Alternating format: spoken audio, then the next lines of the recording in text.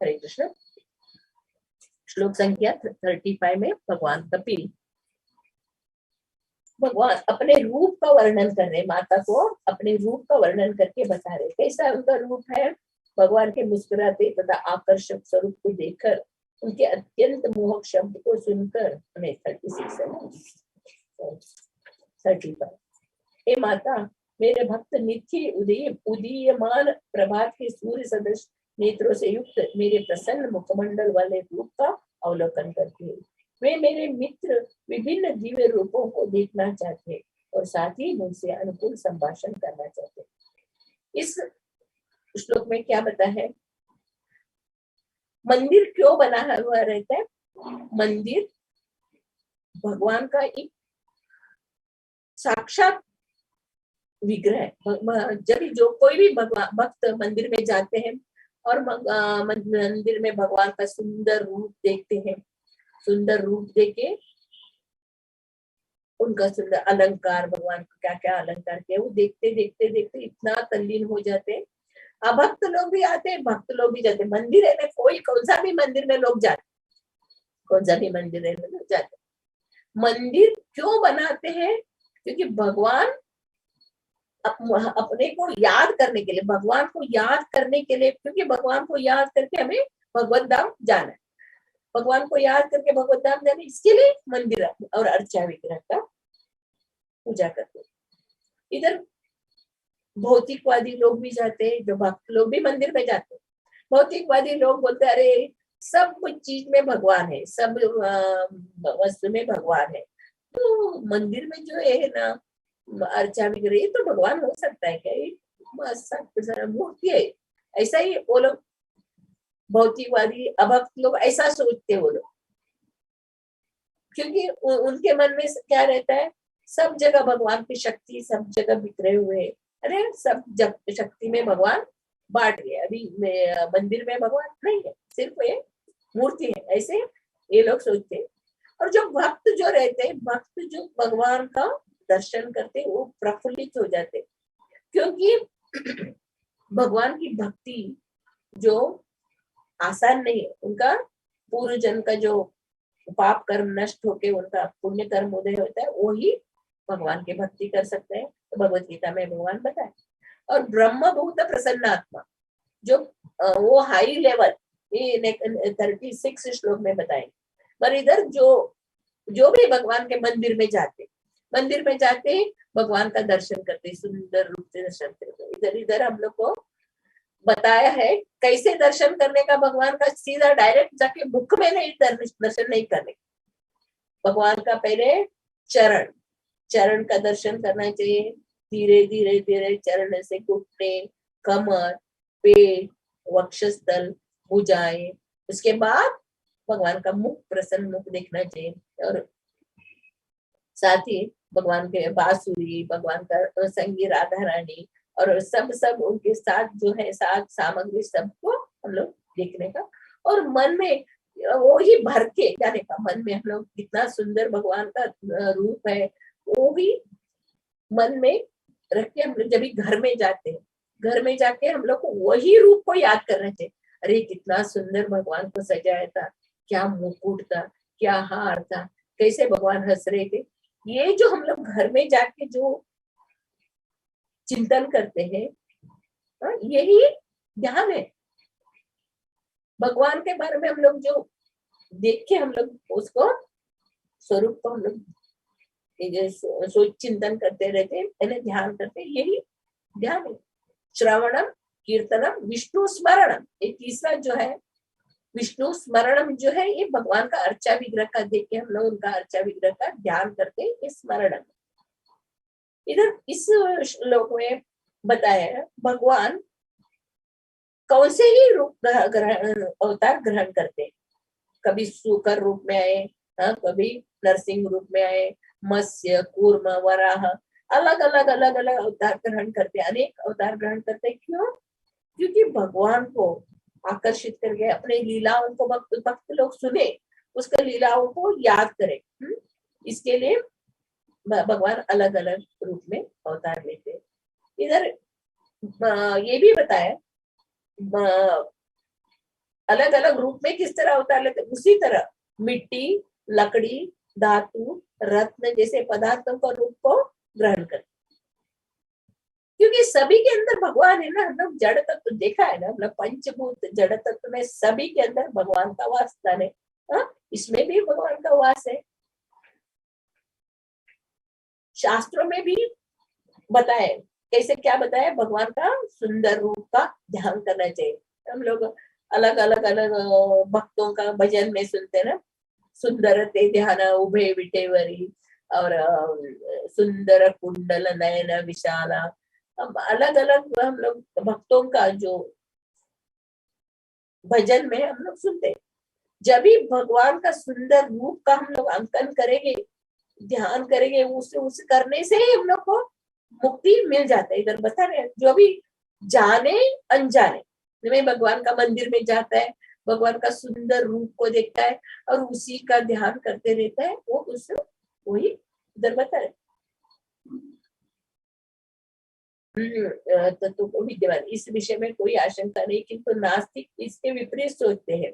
यद्यपि उपदेश देते हैं कि हर वस्तु ईश्वर है, किंतु जब मंदिर में जाते हैं और भगवान के रूप को देखते हैं तो उसे ईश्वर मानने को से मुकरते हैं।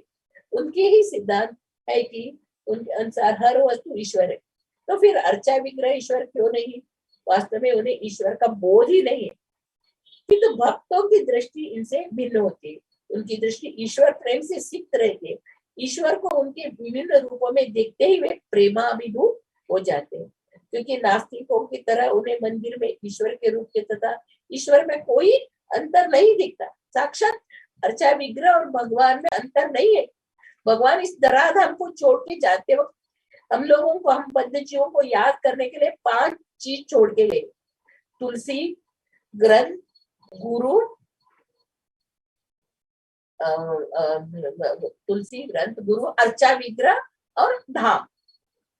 ये 5 चीज हम लोग को इसको याद करके मेरे धाम वापस आने के लिए भगवान 5 चीज छोड़ के गए। और चैतन्य महाप्रभु भी यही बता रहे हैं हम लोग को।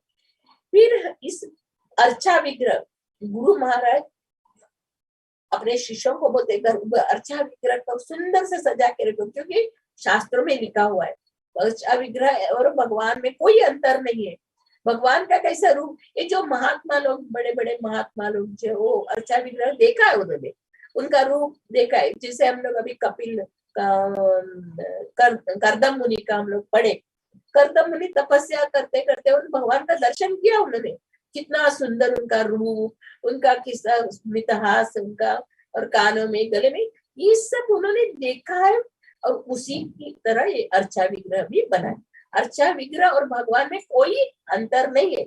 ये अंतर बढ़ाने वाले मूर्ख है और पाखंडी है करके प्रभुपाद जी सीधा उनको डांटते, क्योंकि अर्चा विग्रह और भगवान में कोई अंतर नहीं। जैसे हम लोग देखते हैं ना, ध्रुव महाराज जब तपस्या करने के लिए जाते हैं तो उनको भगवान का दर्शन होता है। भगवान का दर्शन होते ही वो भाव विभोर होकर उनको क्या बोलने का ही समझ में नहीं आता, इतने प्रेम में प्रेम वशीभूत हो जाते, क्योंकि भगवान के भक्त हमेशा भगवान से इतना प्रेम करते हैं, इतना प्रेम, हमेशा उनके हृदय में भगवान रहते हैं ना। ब्रह्म संहिता में संत सदैव हृदयेषु विलोकयन्ति, संत लोग, साधु संत लोग हमेशा भगवान के अपने अंदर हृदय में देखते हो। ऐसे जो शुद्ध भक्त को भगवान का अर्चा विग्रह ने भगवान ही है, भगवान के अलावा वो लोग दूसरा सोचते नहीं भगवान। और इसके लिए भगवान के लिए फूल लेके बताए, थोड़ा भी कुछ भगवान के लिए कुछ करें, फूल लेके जाओ, फल लेके जाओ, नारियल लेके जाओ, तो बस ऐसे सेवा करते करते करते करते करते उनको आसानी से मुक्ति मिलता है। वो लोग के अंदर कुछ नहीं रहता है, भाव नहीं रहता है, मुक्ति का भाव ही नहीं रहता, कुछ नहीं रहता, मगर वो जो मंदिर में जाके भगवान को अर्पण करते तो आसानी से मुक्ति उनको मिल जाता है। इधर जो भक्त जो है अपने शुद्ध प्रेम से भगवान का सेवा करते, तो उनके साथ भगवान बात करते हैं। हम लोग इसमें कहानी साक्षी गोपाल, साक्षी गोपाल का कहानी में हम लोग देखते हैं, और नारद मुनि जब वो ध्यान करने में उनको थोड़ा सा भगवान का झलक हो गया, फिर उन्होंने सब कुछ छोड़ के ध्यान करने लगे। और ये ऐसे अलग अलग अलग महात्मा लोगों का जो जीवन चरित्र बढ़ते हैं ना, उनको सिर्फ भगवान का एक बार उनका भगवान का दर्शन हुआ तो सब कुछ छोड़ के भगवान के शरणागत हो जाते।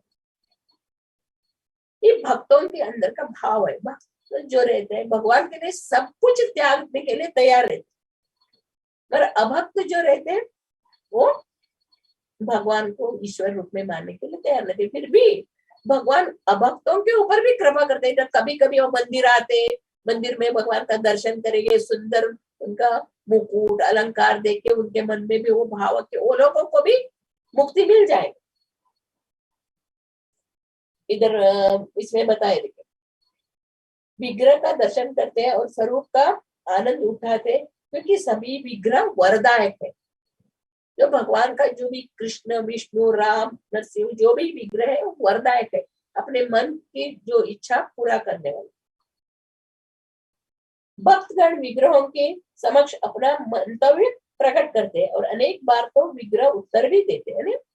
जो भी है, कष्ट है सुख है, भगवान से प्रार्थना करते हैं, हे भगवान आपके अलावा हमें कोई रक्षा करने वाले नहीं है, इस संसार में हम लोग बंधे हुए, आपकी कृपा का है हम लोग राह देख रहे हैं, आप ही हम लोग को रक्षा करते हैं। जैसे कुंती महारानी प्रार्थना कर रहे हैं, विपदम संतुताम और बार हम लोग को कष्ट दे दो, कष्टों में आप हमें हमारे साथ रहेंगे और हमें रक्षा करेंगे। इसी प्रकार भक्तों को मालूम है, क्योंकि भक्त जानते हैं भगवान ने क्या आदेश दिया है, सर्वधर्मान परित्यज्य माम एकम शरणं व्रज अहम त्वं सर्व पापेभ्यो मोक्षयिष्यामि मा शुचः। मैं तुम्हारी रक्षा करेंगे, सब छोड़ के मेरे शरण में। ये भक्तों को मालूम है, इसलिए भक्त लोग भगवान का चरण छोड़ के हटते नहीं।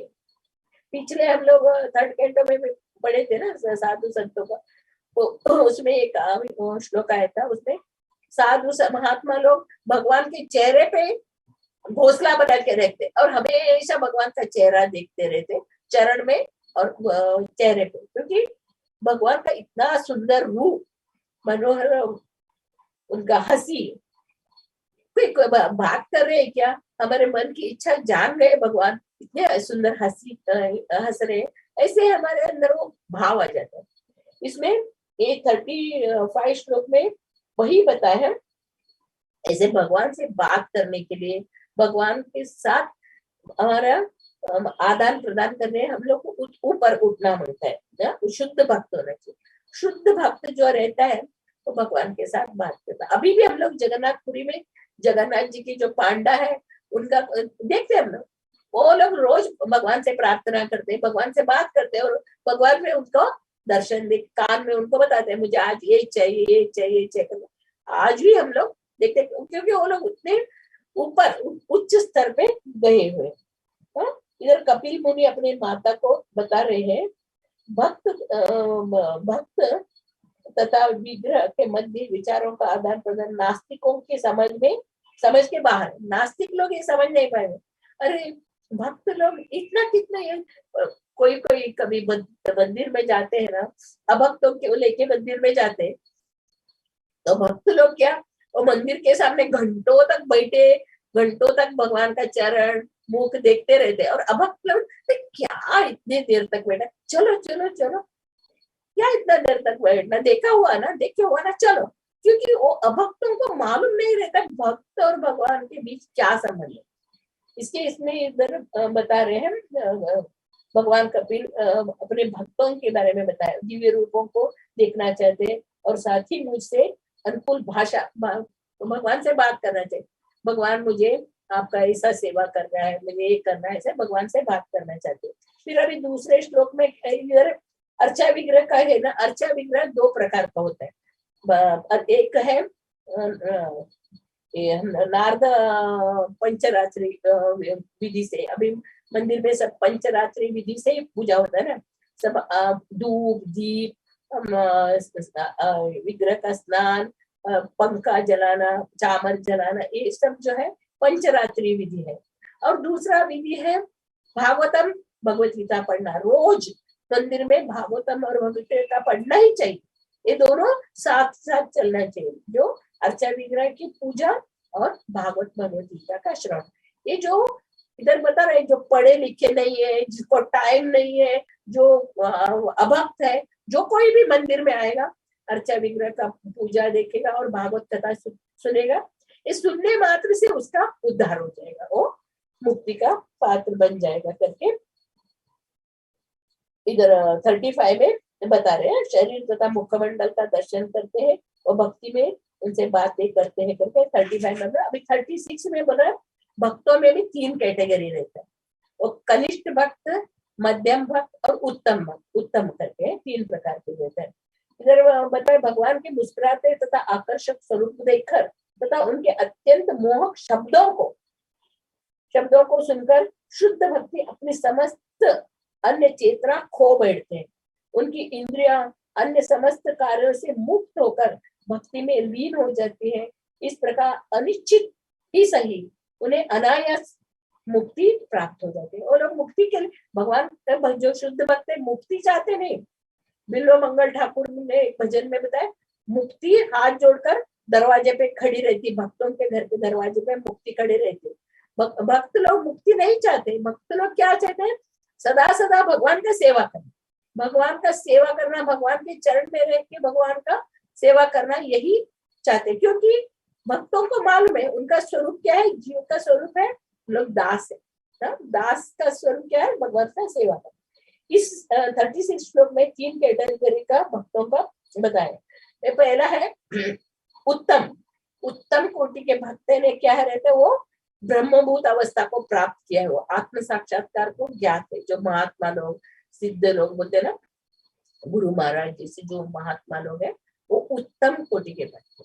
और थोड़ा सेकंड है मध्यम अधिकारी, वो इतने हाई लेवल भी नहीं और कुछ कनिष्ठ भी नहीं है, वो बीच में, वो अर्चा विग्रह का सेवा करना जानते हैं, भगवान के बारे में जानते हैं और शास्त्र के बारे में भी जानते, उतना है।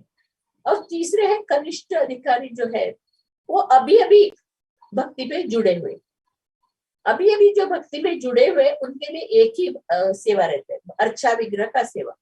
सुंदर रूप से अर्चा विग्रह का अलंकार करो, अभिषेक करो, अलंकार करो, और अर्चा विग्रह को सब स्वच्छ से रखने का, और अर्चा विग्रह का ही ध्यान में रहने चाहिए। वो सिर्फ अर्चा विग्रह सेवा करते करते करते करते करते करते वो उच्च मध्यम अधिकारी तक बन जाते। इधर वो जो कनिष्ठ अधिकारी जो रहते, जो भी मंदिर दर्शन के लिए भक्त आते, उनसे बात करने का वो लोग, उनको कुछ ये नहीं रहता, उनका जो नियम रहता है सिर्फ अर्चा विग्रह का सेवा करना। अर्चा विग्रह का सेवा करना ही कनिष्ठ अधिकारी का कार्य रहता है। और दूसरा जो है मध्यम अधिकारी क्या करते हैं, अर्चा विग्रह का सेवा भी करते हैं, और जो भी आते हैं भक्त लोग उनको भी जानते हैं, भगवान को भी जानते हैं। और इधर वो जो मध्यम अधिकारी 4 तत्व को वो फॉलो करते। एक है जो भी भक्त लोग आते हैं उनके साथ बात करेंगे, अभक्त रहने दो, भक्त रहना, उनके साथ वो लोग बात करेंगे, अर्चा भगवान को जानेंगे, भगवान कौन है, भगवान के साथ हमारा क्या संबंध है, हमारे जीवन का लक्ष्य क्या है, ये दूसरा है। और तीसरा है शास्त्र का भी ज्ञान अध्ययन करते, वो लोग शास्त्र का भी अध्ययन करते, शास्त्र का अध्ययन करते हैं। और चौथा है धाम में वास करना, वृंदावन, मथुरा, द्वारका, ऐसे धाम में वास करना चाहते हैं मध्यम अधिकारी। और जो उत्तम कोटि के अधिकारी है वो तो ब्रह्मभूत अवस्था में रहते, उनका क्या कार्य है, सभी जीवों का उद्धार करना, आके उनको प्रचार करना है, घर घर में जाके भगवान के बारे में बताने का, और जीवों को जागरण करना चाहिए, भगवान की सेवा में लगाने का। एक उत्तम अधिकारी जो है उनका एक सेवा है। इधर ये बताए है राधा कृष्ण, लक्ष्मी नारायण तथा सीताराम जैसे विग्रह भक्तों के अत्यंत मोहक होते, अतः जब वे मंदिर में उन्हें संजीत रूप में देखते हैं तो भगवान के विचारों में ही मग्न हो जाते हैं। यही मुक्ति की दशा है। इधर बता रहे थे तो मुक्ति और कुछ नहीं, भगवान का रूप का दर्शन करके करके उसको मन में भर लेने का, कितना सुंदर रूप, भगवान का दर्शन करें। दूसरे शब्द में यह इसकी पुष्टि हुई है कि निम्न श्रेणी का भक्त भी उनकी अपेक्षा दिव्य स्थिति में होता है, जो चिंतन या अन्य साधनों से मुक्ति का प्रयास करते हैं। ये आसानी से योग द्वारा कठिन कठिन तपस्या करके हम लोग देखते हैं ना, ब्रह्मवादी परमात्मावादी वो लोग कितना प्रयास कर रहे हैं मुक्ति प्राप्त करने के लिए, तो वो ऊपर उधर तक पहुंचते भी नहीं है। पर ये जो भक्त लोग आसानी से भगवत धाम पहुंच जाते हैं। इधर वो बताए हैं यहाँ पर सुखदेव गोस्वामी तथा चारों कुमारों के जैसे निर्गुणवादी भी मंदिर में विग्रह के सौंदर्य से भगवान पर चढ़ी तुलसी की सुगंधि से मोहित होकर भक्त बन गए। यद्यपि वे मुक्त अवस्था में थे, किंतु निर्गुणवादी बने रहने की अपेक्षा वे भगवान के सौंदर्य पर मोहित होकर भक्त बन गए। इधर वो लोग निर्गुणवादी थे, हम लोग देखा है, पढ़े हम लोग सब निर्गुणवादी थे। तो भगवान के चरण में अर्पित तुलसी का सुगंध देख के चारों कुमार वैकुंठ धाम में आते हैं और भगवान का दर्शन करके भगवान का भक्त बन गए।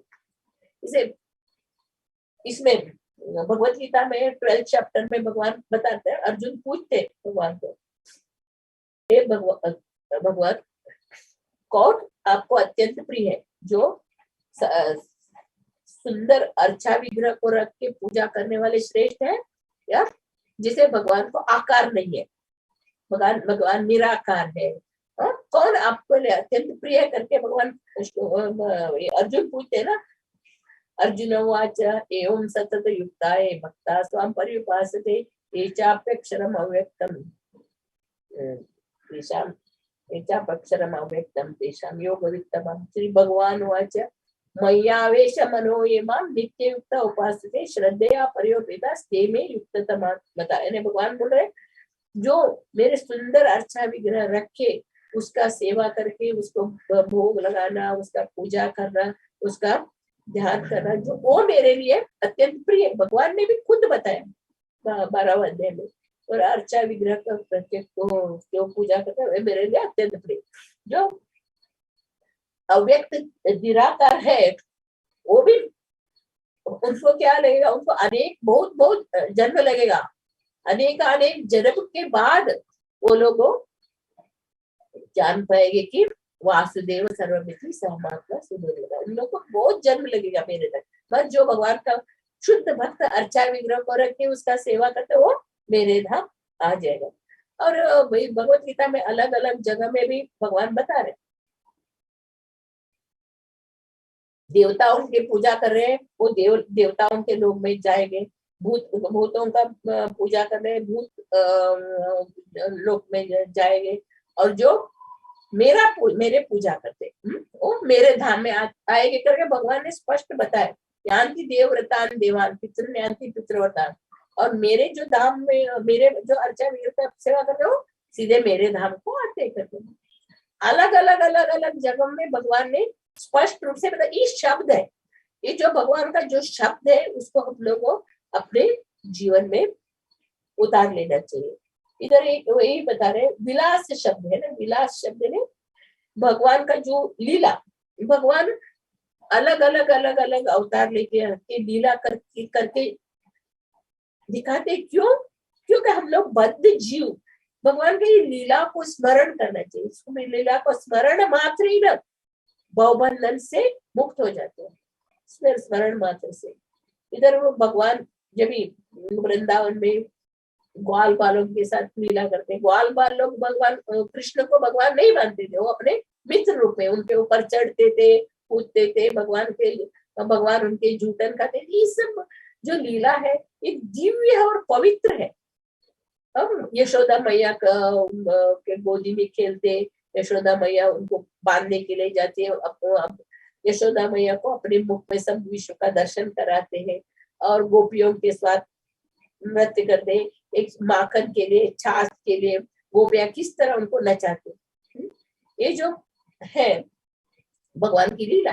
और भगवान बताते हैं ना, मेरे भक्त लोग क्या कर रहे हैं, इधर भी एक दूसरे में लेता मच्चित्ता मतगत प्राणा बोधयन्त परस्परम कथयन्तश्च मां नित्यं तुष्यन्ति रमन्ति च। मेरे भक्त एक दूसरे इकट्ठा मिले तो मेरे बारे में ही बात करते हैं, मेरे सुंदर रूप, मेरी लीला, और इसी में वो लोग मग्न रहते। भक्त लोग दूसरे किसी का ये नहीं करते हैं। इधर ये भी बताया, यहाँ पर विलास शब्दकार ने मंदिर पूजा के कार्यों में यह निश्चित है कि मनुष्य को मंदिर में भगवान को सजा धजा ही देखने नहीं जाना चाहिए, अपितु उसे श्रीमद् भागवतम, भगवत गीता ऐसे साहित्य का पाठ सुनना चाहिए, जिनका मंदिर में नियमित पाठ होता है। वृंदावन में यह प्रथा है, प्रत्येक मंदिर में शास्त्रों का वाचन होता है। यहाँ तक कि निम्न श्रेणी के भक्तों को, जिनके पास न तो साहित्य ज्ञान है, नहीं जिन्हें भागवत या भगवत गीता पढ़ने की फुर्सत है, उन्हें भगवान की लीलाओं का श्रवण करने का अवसर मिलता है। इस प्रकार उनके मन निरंतर भगवान के विचारों में, उनके रूप, उनके कार्यकलाप, उनके जीव स्वभाव में डूबे रहते। कृष्ण चेतना की यह अवस्था मुक्त अवस्था है। ये जो हमारे मन में भगवान की जो लीला का स्मरण करना, ये याद करना, ये जो बता रहे हैं मुक्त अवस्था है, ये सभी को नहीं प्राप्त होगा। जो भगवान का शुद्ध भक्त है, जिनका मन इंद्रिया जो शुद्ध हो गया है, वही भक्ति कर सकते। इधर चैतन्य महाप्रभु ने भी बताया, 5 वीडियो दिया है। कौन सा है? हरे कृष्णा कृष्णा कृष्णा हरे हरे, हरे राम राम राम हरे हरे, पवित्र नाम को जप करना। और दूसरा है भक्तों की संगति यथासंभव उनकी सेवा करना। अभी हम लोग जो जूम में ज्वाइन हुए हैं, वो माता जी की कृपा से, शुद्ध भक्तों की कृपा से हम लोग सुन रहे हैं, भागवतम का श्रवण कर रहे हैं, और हम लोगों को भक्तों की सेवा करना है। जो भी हमारे हमसे होता है वो हम लोग सेवा करना चाहिए। और तीसरा है भागवतम सुनना, भागवत भगवत गीता तो हम लोग सुन रहे, रोज सुन रहे। श्रृंगार किए गए मंदिर तथा अर्चा विग्रह का दर्शन करना। ये हर एक को मंदिर में जाना है, मंदिर में जाके भगवान का सुंदर अर्चा विग्रह का देखना है और उनका स्तुति करना है। अगर मंदिर में जाने से, घर में भी अगर अपने पास अर्चा विग्रह है, अर्चा विग्रह का भी ऐसे मंदिर में कैसे करते हैं, इसे अर्चा विग्रह का पूजा, सेवा, भोग लगाना, ये सब करना चाहिए। क्योंकि हमारा इंद्रिया पूरा भगवान की सेवा में लगा रहे, जिस तरह अम्बरीश महाराज ने किया। और 5वां है वृंदावन या मथुरा में जैसे स्थान में रहना। ये तो सबके लिए शक्य नहीं है। मथुरा वृंदावन उतना उच्च कोटि के स्तर के लोग ही उधर जा सकते हैं। अगर उधर जाके भी हम लोग, धाम में जाके भी हम लोग इधर का भौतिक दुनिया का याद करेगा तो वो कुछ उपयोग का नहीं है। धाम में जाके सिर्फ भगवान का ध्यान करके भगवत धाम जाना है। प्रभुपाद जी ने बताया अपने घर को ही वृंदावन बना, घर में पूजा करना, घर में नित्य भागवतम भगवत गीता पढ़ना, ये सब करने से अपना घर ही वृंदावन जाता है। अपने घर को वृंदावन बनाइए करके प्रभुपाद जी ने बताया। इधर इन 5 द्वारा ही भक्त को परम सिद्धावस्था प्राप्त हो सकती है। इसकी पुष्टि भगवत गीता और यहाँ पर श्रीमद् भागवतम में भी की है। समस्त वैदिक साहित्य स्वीकार करता है कि निम्न कोटि का भी भक्त मुक्ति लाभ कर सकता है। मंदिर का सुंदर विग्रह का दर्शन करना, भागवतम का पाठ करना, भगवत गीता भागवतम का पाठ करना, हरे कृष्ण महामंत्र का कीर्तन करना, और धाम में जाना। इधर कभी भी हम लोग जाते ना, कार्तिक में ऐसे धाम में जाके धाम का वास करते हैं और भगवान का सुंदर अर्चा विग्रह का दर्शन करना। एक 5 विधि चैतन्य महाप्रभु ने भी बताया, और इधर कपिल अपने माँ को यही बताया। मेरे भक्त लोग मेरे शब्द, मैंने जो बोलते हैं वो सुन के इतना भाव विभोर हो जाते। हम लोग इनका कहानी में देखते हैं ना, टाइम हो गया। विदुर की पत्नी विदुरानी जब भगवान उनके घर में आते हैं तो वो भगवान को देख के भाव विभोर हो जाती है, और क्या करती वो भगवान को छिलका खिला रहे और केला बाहर फेंक देती है। अरे भक्त लोग भगवान का दर्शन कर से किसा भाव विभोर हो जाते। और प्रहलाद महाराज को नरसिंह भगवान पूछते, मांगो मांगो क्या चाहिए तुम्हें, और तुम्हारा पिता तुम्हें इतना कष्ट दिया, तुम्हें अभी तुम्हारा पिता चला गया, अभी तुम्हें क्या चाहिए वर मांगो। तो प्रहलाद महाराज भी बोलते हैं मैं बिजनेसमैन नहीं हूँ, मुझे वर कुछ नहीं चाहिए। जो मेरा पिता इतने बड़े राक्षस राजा थे, देवी देवता भी उनके इधर आके सेवा करते हैं, ऐसे राजा। फिर क्या हुआ, एक क्षण में उसका मृत्यु हो गया। इसे धन दौलत को लेके क्या करना है मुझे? अगर आप देना चाहते हैं तो मुझे ये वरदान दीजिए, मैं भक्तों, भगवान के शुद्ध भक्तों का सेवा करना, भक्तों का सेवा करना, उनके चरण रज में अभिषेक करना, यही मेरी इच्छा है करके प्रहलाद महाराज बोलते। और ध्रुव महाराज भी वही बोलते हैं, भगवान दर्शन करके भगवान को बोले तो नहीं नहीं मुझे कुछ नहीं चाहिए, मैं कांच के टुकड़े के लिए मैंने तपस्या की थी, आप हीरे मिल गए, मुझे और किसी का जरूरत नहीं। इसी तरह भगवान के जो शुद्ध भक्त है भगवान से कुछ नहीं मांगते। अर्जुन ने भी क्या किया, जब भी कुरुक्षेत्र का युद्ध निश्चित हो गया तो दुर्योधन और अर्जुन दोनों भगवान से सहायता मांगने के लिए जाते। अब एक भगवान पहले बोलते मेरे नारायणी सेना एक साथ है और मैं अकेला एक साथ। तो दुर्योधन नारायणी सेना अपना लेता है और अर्जुन क्या करता है, मुझे आप चाहिए भगवान, मुझे आप चाहिए। ऐसे भी हम लोगों को भगवान को अपने साथ ही हमेशा हमारे हृदय में हमारे साथ रहने चाहिए भगवान। ऐसे इस तरह हम लोग भगवान की भक्ति करना चाहिए, भगवान का सेवा करना चाहिए और नित्य भागवतम भगवत गीता का श्रवण करना चाहिए। इससे धीरे धीरे धीरे धीरे हम लोग उच्च कोटि के भक्त बनेंगे। हरे कृष्णा। श्रीमद् भागवतम की जय। श्री प्रभुपाद महाराज की जय। टाइम ज्यादा हो गया, सॉरी।